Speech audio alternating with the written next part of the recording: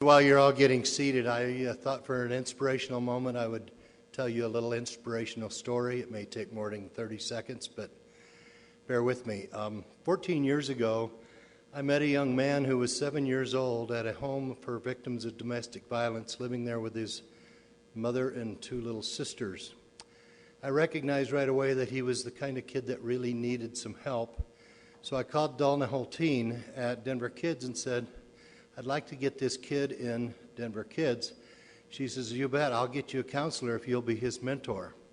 And of course, you can't say no to Donna. You never could.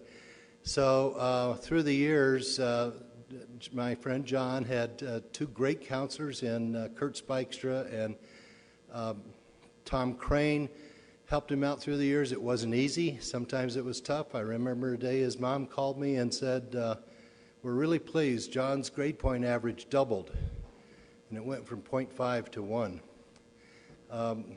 We did finally get him graduated with a 2.5 average. He's now successfully enrolled at Red Rocks Community College and wants to transfer to School of Mines to become a rocket scientist. And so this teamwork with Denver Kids actually reminds me of one of my favorite verses in the book of Ecclesiastes, where it says, for two is better than one. If one falls, the other will hold him up. And also it says a strand of three cords is not easily broken. And I think of the three cords of being a counselor, a volunteer mentor, and the kid, and that's a strength of our Denver Kids program. If any of you are thinking about it, I'd strongly encourage you to think strongly about becoming a Denver Kid mentor. Thanks so much. Thank you very much, Jerry, and enjoy your lunches. Good afternoon. Welcome to Denver Rotary. I'd like to invite Harry Alison to the podium to make our very exciting branch Rickey announcement today.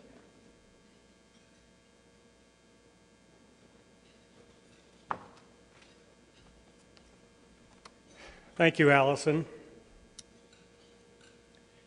In a year when the movie 42 brought renewed awareness of Branch Rickey and his groundbreaking steps to integrate Major League Baseball and change American society forever, it is fitting that this year's winner of the Branch Rickey Award also comes from Mr. Rickey's team, the Dodgers.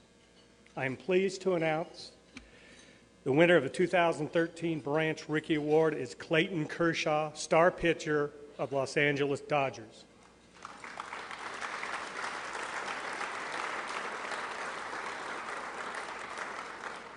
On the field, Clayton is the best pitcher in baseball.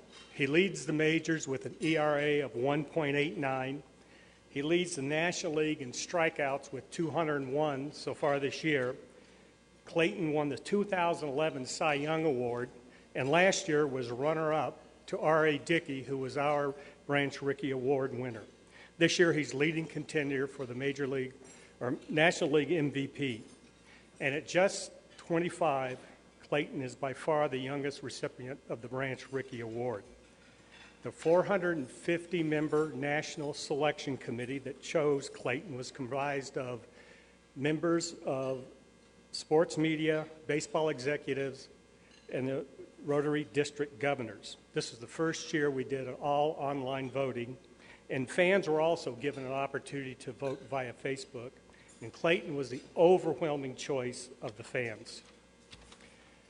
As impressive as Clayton Kershaw's stats are on the field, his off-field endeavors are equally extraordinary. Clayton and his wife Ellen founded Kershaw's Challenge, a foundation that seeks to transform at-risk children and communities. Their cornerstone charity is Arise Africa, has enabled the Kershaws to build and sustain an orphanage in Lusaka, Zambia, called Hope's Home. The orphanage is now home to 9 children who came from desperate situations. They also support schools in Lusaka with new classrooms and teachers. Every year, Clayton and Ellen travel to Africa to find new ways they can help the community and visit with Hope, the little girl that was inspiration behind the efforts there. Their trips also bring awareness to the problems of diseases and infections related to HIV and AIDS that plague the area. In 2012, Clayton and Ellen co-authored a book, Arise, Live Out Your Faith and Dreams on Whatever Field you find necessary, and it chronicles their lives and their trips to Africa. Kershaw's Challenge is also involved with the Peacock Foundation in Los Angeles and the Mercy Street in his hometown of Dallas, and both will seek to improve the lives of at-risk youth.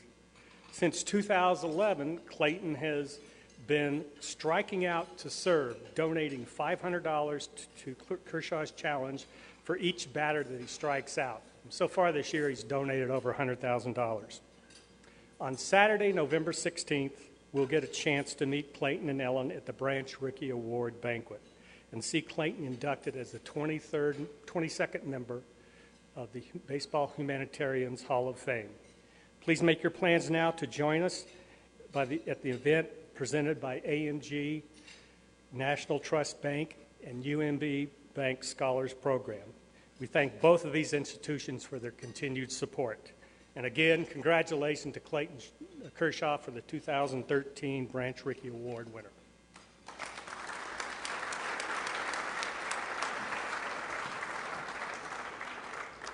Next, I'd like to have Brian Bankenberg, Senior Private Client Advisor and VP with Bank of the West, to give us this week's Secretary Report.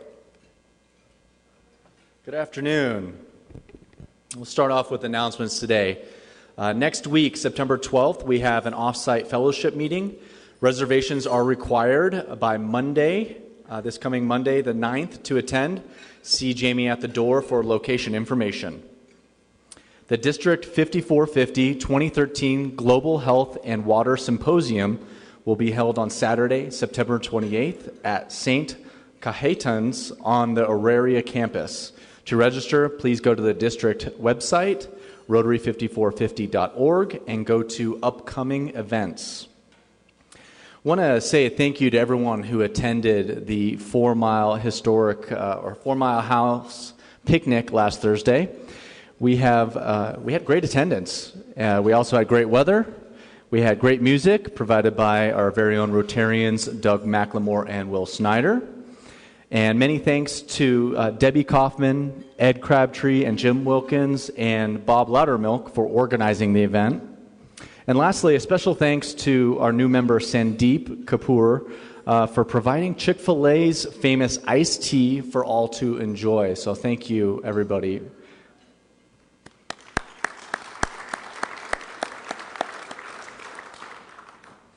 Each week there are event updates right here on the slideshow during fellowship time, so please make sure to check that out, as well as in the bi-weekly Keyway and social activities blast. So please make sure to keep up with that. We have a lot of activities in Rotary, and we would like to see people there. Birthitarians, we've got a few today. We've got Bob Kapelke, Sue Fox, Jim Mack, Mac West, and Martin Wolnlick. Happy birthday.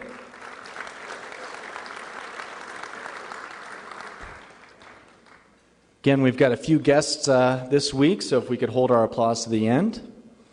We have a guest of Young Cho. His name is Jason Murphy. He is the GM at Pinehurst Country Club, and he is a prospective member. Also, when I call guests out, please stand for a moment and be recognized. We have a guest of Adam Yu. Her name is Ying Yang, and she is a CPA and senior manager with EKS&H. We have two guests of Melly Kennard, and it is Irma Bermudez and Dr. Ovidio Bermudez.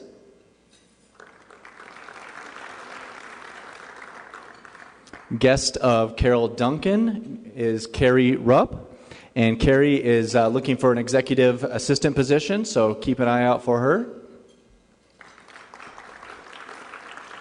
We have a prospective new member that Charlie Miller brought. He is an attorney, and Haley Meyer, or she is an attorney, excuse me.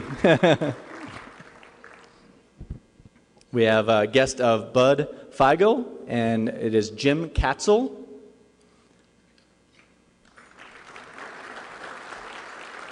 Guest of John Finnegan, John Peterson. He is with IBM as a technology manager. And just so happens to be from my hometown, San Ramon. And we also have Thomas Harding from MLB.com, and he is the guest of Harry Ellison.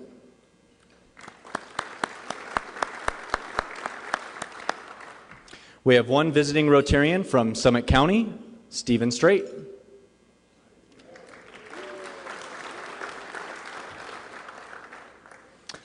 What's the difference between a New England's Patriot fan and a baby? The baby will stop whining after a while. What do a Raiders fan and a bottle of beer have in common? They're both empty from the neck up. This is a football joke since today is the opening day for our Broncos, so just got one more joke for you guys. If you have a car containing a Ravens wide receiver, a Ravens linebacker, and a Baltimore Ravens defensive back, who's driving the car? The cop. Quote of the day, "Lost time is never found again," and that was from Benjamin Franklin. Thank you. Thank you, Brian, and welcome to all our guests today. Next, I'd like to invite Will Snyder to the stage to give us our networking engagement moment. Thank you, President Alison. It's always a pleasure to see all of you. Once again, those come early and stay late. Don Schloop, where are you, buddy? I know you're here somewhere. There he is. I'm going to share a story that Don conveyed to me about networking. And I hope that this will both literally and figuratively help you see how networking is so easily available to you in Rotary at such a great level. Don's brother was visiting him in Puerto Vallarta at his timeshare. And Don's brother was very passionate about getting a pair of new sandals for the trip. And he had spent most of the morning out negotiating a price for a good pair of sandals. And upon finding a pair, he was very proud. And he and Don went for a walk on the beach. And while walking on the beach, one of these sandals was caught up in the surf and washed off his foot. And Don's brother, in his haste to get after his prized sandal, tripped over another wave that caught him off guard, and he fell and lost his hat and his trifocals. Now, at this point, anyone who wears glasses or trifocals or anybody who's been without vision knows that it's a little hard to get around. So Don, wanting to help his brother, went to let his fingers do the walking and went to the Yellow Pages. And upon getting into the Yellow Pages, he was like, what to do? Where do we go? And so he came across an ad in the Yellow Pages that said Devlin Eyewear. Well, Don, being a Rotarian, thought, could that be Frank Devlin, the Rotary International president, one of his optometry stores? Well, come to turn out, sure enough, that it was. Don and his brother picked up the phone. They called that store, conveyed the story and the Rotary connection, and by 11 o'clock that evening, Don's brother had on a pair of bifocals that were good enough to get him through his trip to Puerto Vallarta. Now, one thing I did not get from Don on the phone today, because we were both busy, but I want to know whether his brother got another pair of sandals or not. That's what I was really curious. But the point that Don really expressed to me about this whole story was that no matter where he is in the world, if he would ever to be in trouble or ever need something, the first place that he would go would be to his Rotary network. So I hope that this goes to show, and hope you can all see in a couple of different ways, how the Rotary Network can touch your life no matter where you are in the world. Come early, stay late, wear the pin, and get plugged in. Thank you so much. Thank you, Will. Now we have John here, Finnegan from American Cancer Society, to give us our membership moment. Thank you, President Alison and fellow Rotarians. I'm filling the very big shoes of Mark Donovan today, who's doing a great job, I know you know, in this serving as our membership chair. Wanted to preface his comments by saying You know, over the last 8 days, I've been with my very dear friend John Peterson. He and I met in 1980 working for IBM. We were both transferred to Grand Junction to work for the first oil shale boom, and his position opened up because of our fellow Rotarian Ed Nichols back many years ago. So I thought you'd think that's kind of fun. But he's, I'm sure, absolutely sick of hearing me talk about Rotary. My enthusiasm is bubbling over, I'll tell you, over the last 8 days. I've really thoroughly enjoyed being a Rotarian. I didn't think that with all the traveling that I'm required to do that I'd be able to make all the meetings that I have. But what I discovered is that, especially in the small communities I serve in Colorado, Wyoming, and Alaska especially, that you are vetted. When you walk in the door, you say you're a Rotarian, you're welcomed with open arms. And those of you who have been members for a long time know this. But I didn't in the beginning, and so it's been absolutely delightful. So one of the things that Mark's done for us is he's created these new blue ribbons to make it easy for you to spot us. And he has asked that this week we send emails to Mark that of people that we think might really enjoy becoming Rotarians. At the end of September, we have 3 specific events which are perfect for new or prospective Rotarians, and that is a Rotary Connect on Tuesday evening, a guest from the Denver branch of the U.S. Patent Office at our Thursday meeting, and an art walk Friday night benefiting artists of the world. Each of these speaks to the unique passion of Rotary, networking, being ahead of the curve on all innovations, and serving young people. If you can't think of who's on the committee, if you've forgotten, just send the email to Darlene, and she'll respond and let you know. So the time is now. Send those names today. Thanks very much.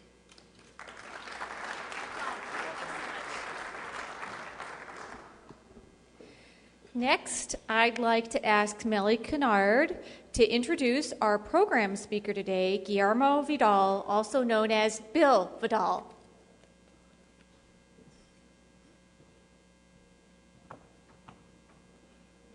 When the program committee wanted to ask Guillermo Vidal to speak, we had 3 choices. He is the president and CEO of the Hispanic Chamber. He is the first foreign-born mayor of Denver, but we wanted to hear his story. Boxing for Cuba. It's a very good story. Now imagine yourself in his place.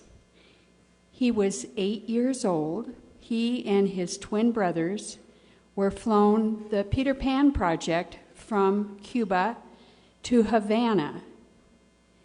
And in Havana, his relatives were supposed to pick the 3 of them up. No one came. They're in the airport, the 3 of them. Where do they go? Please welcome Guillermo Vidal.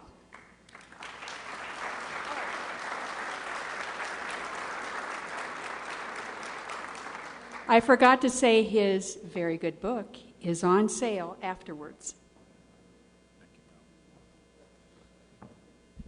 Thank you, Melly, and good afternoon, everyone. Certainly a pleasure to be here. Actually, I used to avoid, except the last couple of years, I used to always avoid public settings because I spend most of my time talking about potholes or parking tickets or whatever. And actually, as manager of public works for the city, of which I served for a long time, when snow season came around, I usually went under protective custody, and the witness protection program. But anyway, it is wonderful to stand here and be able to speak to you about my personal story. I still get a little emotional about it, so you'll see when that comes sometimes. But people have asked me why the title Boxing for Cuba. Am I a boxer? Well, I learned to box, and my dad, that's a part of our story, but it's more of a metaphor about the constant fight that there is over Cuba or about us who are immigrants trying to be part of the United States but still have our other foot in our roots, our Cuban roots, or the people who live in Cuba today wondering what their future holds and fighting for freedom in their own right. So that's what the title is about, but I will tell you that boxing is a big part of it because of what we were taught. Anyway, you're probably wondering two things. How does a person like me head a chamber of commerce, especially someone, I've been a public servant for 36 years. I've never ran a business in my life. And why they asked me, I think I can understand why they asked me to run the chamber, is that although I'm an engineer, I'm an extroverted engineer. And so the networking part of it is good. Do you know what the difference is between an introverted engineer and an extroverted engineer? Well, an introverted engineer looks at their feet when they talk to you. An extroverted engineer looks at your feet when they talk to you. So that was my qualification. Anyway, but as an engineer, I was never much into literature. And so you're probably wondering, how does an engineer write a book? Or even, most engineers are figured to be incomprehensible as communicators to most people. So why did I write a book? And I'll tell you about that in a second. But, my experiences, even with literature, my favorite author was this guy, Cliff Notes. My God, that guy's written a lot of books. And then I discovered that he wasn't a real person after all.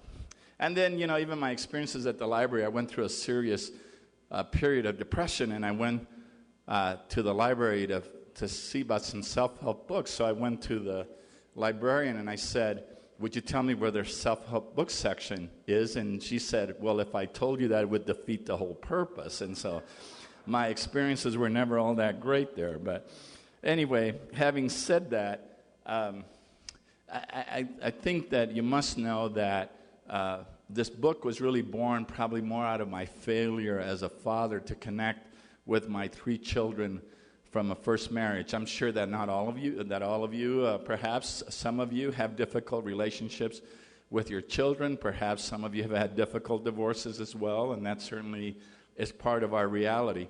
For me, it got to the point where my children, when they grew to be 18, really separated themselves from me, and and I wasn't sure that relationship would ever come back. So I took a trip to Cuba. And when I came back, I realized that it was such an important moment in my life that I had to write this book. Because if they weren't going to allow me to be their father anymore, I felt that at least I could be a good ancestor, for their children and generations to come. So I wrote this book for them, and it's a very unvarnished version of who I am, and I think that I really never meant it to be published. And actually, Helen Thorpe was the one who talked me into publishing after. I went to work for Hickenlooper, and we had dinner together. And Helen was interested in Cuba, so I told her that I had written this journal for my children, and she asked to read it. And my wife had been the only one who read it and said to Helen, it's really good, you should read it. So when Helen read it, she was just all over me about publishing it and that it was a story that needed to be told. Well, and then I got enamored with the idea of being an author, and then I even thought, wow, what if they make a movie? Who plays me in the movie and all that? And then the day that the book came out, all of a sudden I panicked when I realized that all of these strangers would read everything about me that you probably don't care to discuss publicly. But I did, and actually it's been incredibly rewarding to hear from people who identify with my story in so many different ways, and I'll tell you why in a second. But so I really never expected to be standing here in front of a bunch of strangers sharing with you perhaps some of the innermost secrets of our family. Certainly it's in the book. And so I find that still a little disconcerting, but I also know that it's through storytelling that we all learn so much, about our own lives and discover our own selves. And I think that my story has something to do with that. So the story really starts out I was born in Camagüey, Cuba, which is in the eastern part of Cuba, and it's really a ranching community. It's about 100,000. At the time that I was born, there was the second largest city in Cuba, not so much anymore. But anyway, we led these idyllic lives, and we lived in a house that my grandfather had given to my parents as a wedding present. It was called La Villita Candado, and Candado was a soap. And actually, they built these little villas in every major city in Cuba, and the soap company was giving them away. And the way you won the raffle is you used their soap, and somewhere in the middle of the soap was this little slip that said you won a house. And so my grandfather bought the house from the winners and gave it to my parents as a wedding present. And it was always a special place, La Villita Candado. Everybody knew that as La Villita Candado, so we always felt that we lived in this magical spot in the center of the universe. And you know, we lived idyllic, perfect lives in the sense that my parents were a middle-class family in Cuba, which in the third world country, middle class is very well off. You know, they had servants and nannies, and you know, we certainly belonged to all the clubs in Camagüey, and certainly had experiences that were wonderful as children and affluent as children. There's certainly problems in our lives, but I'll recount those a little bit later. But one of the things about my life, and I think that was one of the first things that I'll convey to you, there's a mystical realism to all of our lives that we don't fully understand. Yet when we look back on our lives, we realize how they were connected. Like, you know, I get a lot of kids who will ask me, how did you become mayor of Denver? And I always say, I don't really have a clue about that, because my life seems to be this jointing of completely random events. And so that is prevalent in my life and continues to be, and it's something that I've always enjoyed or suffered from in my life, actually. But right across the street from us, we didn't realize that one of the mystical connections that we had was that we saw an orphanage, and actually it was an orphanage and an asylum for the elderly that was across the street. And so we saw these tattered, toothless, barefoot children or elderly from across the street, and we felt sorry for them. And little did we know that our lives were heading in a hurry to replicating that vision that we saw every day. And by the way, we saw it. Mom and Dad never let us out of the house. We were fenced in, you know, for our protection. So there was this big mango tree in the backyard that we would climb, and we would knock mangoes out. It was huge. It was probably as tall as this ceiling here, and we would climb to the top. And from that, we experienced the outside world from our mango tree. Then the other thing, and this is where boxing came in, they had this little house, little cottage on the beach that they called Casa Rojugui after my brothers and I. And that's where we learned to box. And my dad had been boxing was his hobby as a young man, and his claim to fame was that he had sparred with Kid Gavilan. Anybody here remember Kid Gavilan? Well, anyway, Kid Gavilan had been a heavyweight champion at one time, and his famous punch was the bolo punch. You know, he did this. And I don't know how many of you remember. So it was really a gimmick. So when the guy's just sitting there staggering, he'd come up and then punch him. I don't know how many of you remember that. Muhammad Ali used to do that from time to time against his opponents. But anyway, so Dad wanted us to learn to box, and we learned that at Casa Rojugui. But as life always throws you a lot of curves, that idyllic life soon came to an end in an unexpected way, because little did we know that there would be this cataclysmic event in our lives that would change everything. But we didn't know that it was a cataclysmic event when Fidel Castro and his band of thugs, really, in the end, took over the island. And most of you may not remember this, but it was done with great celebration. You know, the United States actually supported Castro many of the years that he was in the hills of the Sierra Maestra, but then backed off when Castro took over, and actually Khrushchev began to take him as an adopted son. But anyway, little did we know that that would affect our lives in the way it did. Yet within about a year of all that excitement dying down, actually Cuba was replaced with tremendous chaos. And I mean, and it was Imagine that you're living in a condition that eventually caused you to send your children, young children, to another country, hoping that their lives would be better there, not knowing when you would see them again. So, and you know, it first started out with families disappearing, and you had no reason why. Well, maybe some of them were taken prisoners. Perhaps some of them left the island on their own, but people wouldn't talk about it. I'm actually reading a book right now. It's called In the Garden of the Beasts, about Senator or Ambassador Dodd of Germany, and just as Hitler took over. And it reminds me of kind of the malaise that began to seep through every crevice in Cuba, like some weird mist that Castro really sent upon everybody there. But anyway, then pretty soon, your neighbors, he did a G2, it was called the G2, the neighborhood surveillance, and all of a sudden your neighbors were turning in people they didn't like as being against the revolution, or they wanted your house, and so they find reasons to somehow get you out of them. So the distrust grew considerably. The teachers were replaced by people in militia uniforms, so all of a sudden you felt that the schools were, kids were being brainwashed. And it was weird because from one day your teacher was gone, and the next day some guy standing in front of you with an array of bullets and a gun on his side, and that's your new teacher. And all of a sudden the principal was dressed the same way and things like that. But anyway, the one thing was that that really did it, I think, was that when Castro expelled the Catholic Church from the island. And so on that day, actually, I went to a Marist school.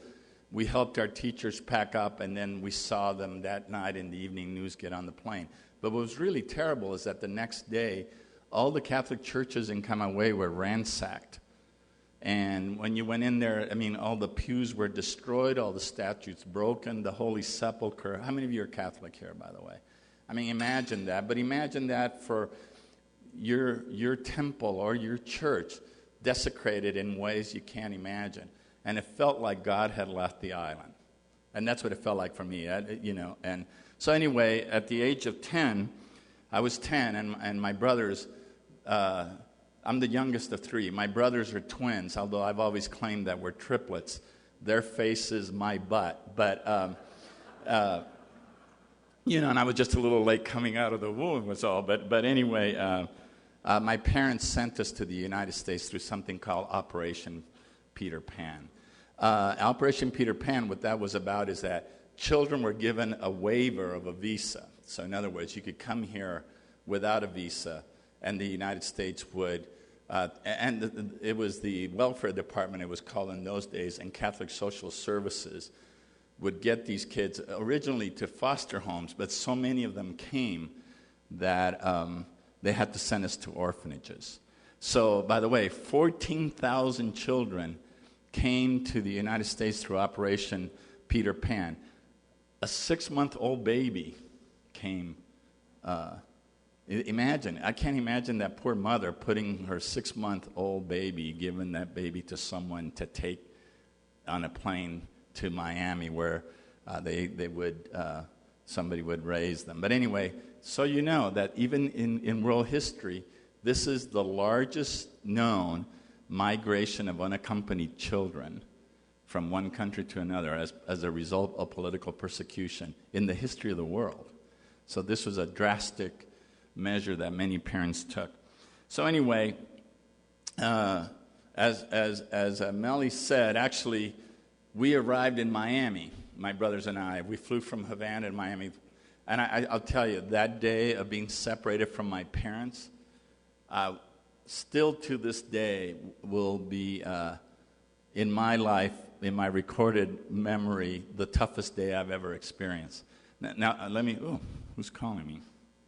Oh, it's the president. I'll take it later. So anyway, the experience of being separated from my family and coming to the United States and ending up on an orphanage, I got to tell you, I wanted to die. Those are experiences that I just didn't feel as a young person that my heart could ache any more than it did.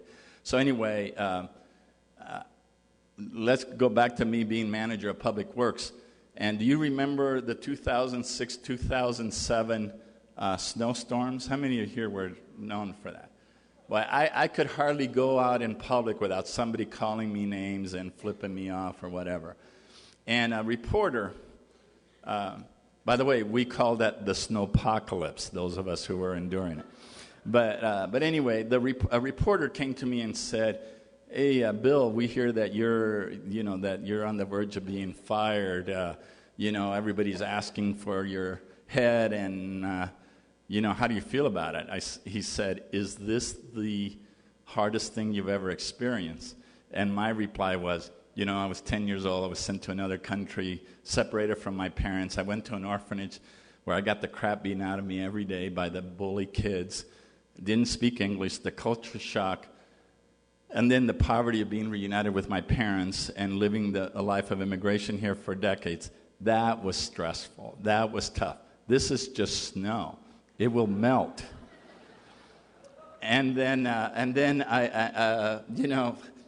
it actually, he reported that the next day, and normally you avoid reading the letters to the editor, but all the letters were this. Finally, somebody put some perspective to what's going on. And then, the thing about being fired, my response to that was, well, if Hickenlooper thinks that firing me would make the snow come up sooner, he should do it. And, and I think it gave some perspective to that, and we all got through it, and, people did fine. Well, anyway, so let me tell you then, back to Miami. So we arrived in Miami, had a grandfather, aunts and uncles, and cousins, and unfortunately, they did not meet us at the airport. And actually, then we were picked up that night, and we were processed to go to an orphanage in Pueblo. That's actually a long story, but it's all in the book. But I got to tell you, I felt abandoned. Imagine I was 10, my brother's 11 and a half, in an airport in a strange country, not knowing what the hell was going to happen to us. And so we got sent to this orphanage in Pueblo. By the way, someone asked me earlier, how did I end up in Colorado? Well, that was it. Ended up in an orphanage in Pueblo, Colorado. By the way, we were given the choice. The authorities wanted to split us up, my brothers and I. They were just trying to find spots. And we, for the first time in our lives, stood up against people of authority, imagine. And we said, no, we wouldn't do it. But when they said Pueblo, Colorado, we said, Pueblo and Colorado, they're words in Spanish, so that must be where we would go. And so we chose to go there. And then when my parents came, and once they found out that their family members had not even reached out to us in the 3.5 years that we were in the orphanage, my father was so angry that he refused to return to Miami where his family was, and we made our lives here. Wonderful choice for me. Wonderful choice for me. But so let me tell you a little bit about life in the orphanage. For those of you who think that life in the orphanage was like Boys Town, you ever see that movie, Boys Town? Man, that couldn't be further from the truth. It was like living in a prison with corporal punishment as the way to deviate you from bad behavior. And then within that prison, it was Lord of the Flies, where the toughest kids ruled with violence. And it was really, really a difficult time, and I didn't think that I would survive it, but we did.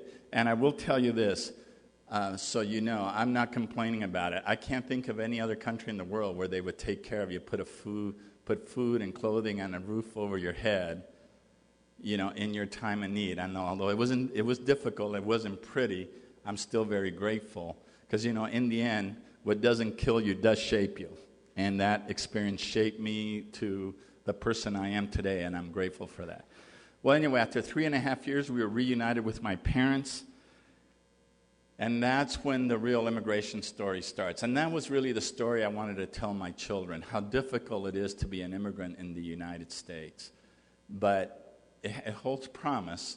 But that's when we really experience the real culture shock, the poverty, the discrimination, the language barrier, and living in in things that you didn't understand. Well, what we also lived through was that, imagine I was 10 when I left, 14 when my parents came, such a difference in our lives, so that our parents we were not bonded with them anymore. And, we were teenagers, already rebellious by nature, and here we come with these Cuban parents who we had lost our connection with. And to add to the misery, my wife always tells me that what makes boxing for Cuba compelling isn't just the immigration story, but it was the madness of my parents. And that was an important issue. My parents, their marriage really was pretty shaky in Cuba, but they had all these distractions. So with all that pressure, their marriage here in the United States exploded.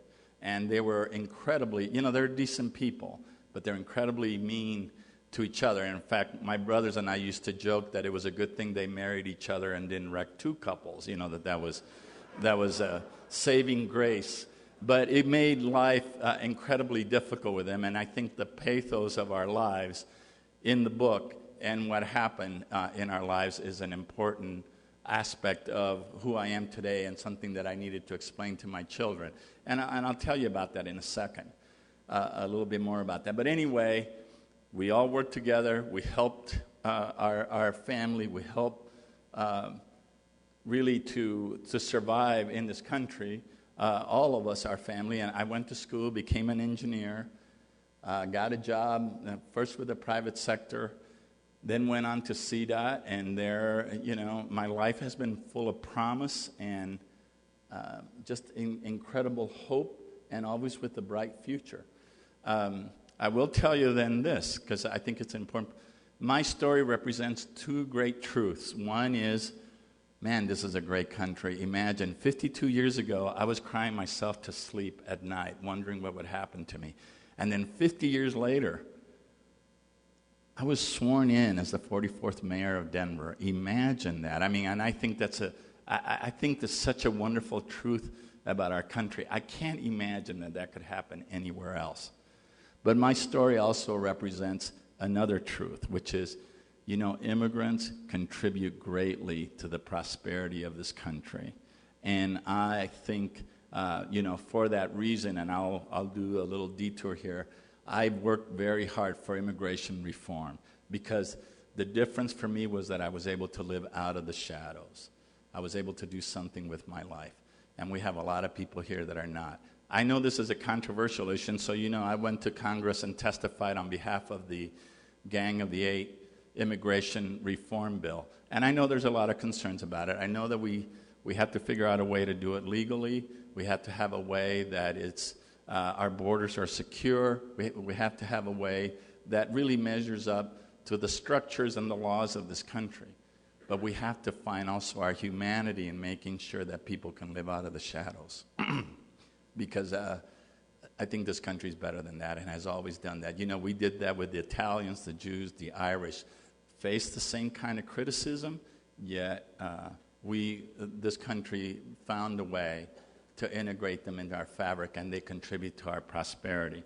But anyway, let me then just say one of the things that's interesting about my story is that I was in the orphanage, and was the first time I saw snow. And my God, it was mystical. It was wonderful.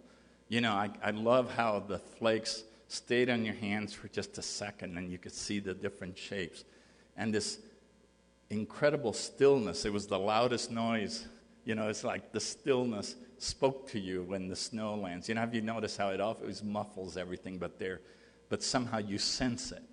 And I adored it. And, the chill and the wetness and all that came with it was my experience in the orphanage. Little did I realize that years later, I would grow to hate the damn stuff, But give me the beach any day anymore. To me, it changed my definition of hell into it's not hot and fiery and red. It's cold and white and slippery. And it's. But anyway, my first experience there, I do think that going back to Cuba was an incredible experience, which is what I was able to do. And again, that's part of the book, and I think I talk a lot about Cuba and what I experienced and how wonderful the people were and how welcome they made me feel. But also you realize, Castro and communism have destroyed Cuba, and there's no two ways around it. but I also found some positive things. The people are very well educated. They have learned to form community with each other because they've done without for so long. They help each other out, and they look out for each other. They're very intelligent. They can fix anything. Imagine, they still got those 50s Chevys running, you know, and hell, we can't even fix a 2010 on our own anymore, you know. So, but anyway, the experience was great, and it made me realize two things. Well, the main thing was that, you know what, the embargo is long overdue to be removed, at least the travel bans. You know, in the end, Castro doesn't suffer from the embargo. It empowers Raul Castro today because they portray it as the imperialist country trying to intervene with them. But at the end of the day, it's cruel to the people. And I just feel that it's time to let go of these Cold War policies and really change our policies towards Cuba. And I think that if Americans got to visit Cuba, it would change it completely. Once they got to interact with us, here are ideas, here are our business propositions, I think it would change the island considerably. There's 11 million people in Cuba, and actually they deserve a bright future just like I have. And I feel very strongly that that's another thing that I advocate very strongly for. By the way, I brought my book here. Actually, how many of you still read books, or do you read e-books? All right. All right. If you're an author, you like selling books. But I have an e-book myself. Anyway, you can pick up the book on Amazon or Barnes and Nobles. If you have a Nook, you can pick it up through them. It's coming out. It's actually it's third edition, and it's actually coming out in Spanish next month. And I actually have sold the movie option, whatever that means. Actually, all that means is that you sold the options to people who want to pursue investors. And so I'm holding out for Antonio Banderas to play me. But having said that, you have a special treat here because the book that I'm selling you is the first edition. Anyway, my name is misspelled because my publisher decided at the last minute that my middle name wasn't Vicente, that it was Vincent. And so he published thousands of books with Vincent as my middle name in there. So it will be a collector's item perhaps someday. But anyway, let me stop here because I think I've overstayed my welcome. And thank you so much for listening to me. And I have some limited time, but I'll be over there. The books are $20. I'll sign them for you. And very nice to spend time with you. And I hope you enjoyed my talk.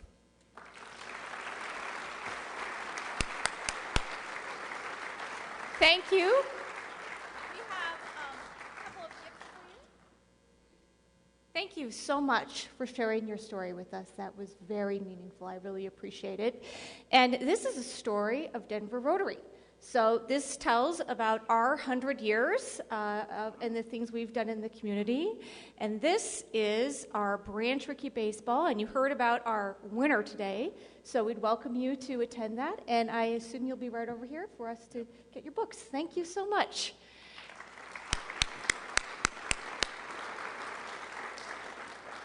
You know, today I think has been a great day for stories. We've heard Jerry, we've heard John, we've heard Will, and as Guillermo said, you know, a story is a very powerful moment. And we also have a number of thank yous today. I wanted to say thank you to everyone who bought peaches, sold peaches, and who gave up their 3-day weekend to deliver peaches. So I really appreciate everybody's work with that. Thank you to Denver Kids for sponsoring Rotary Connect last week.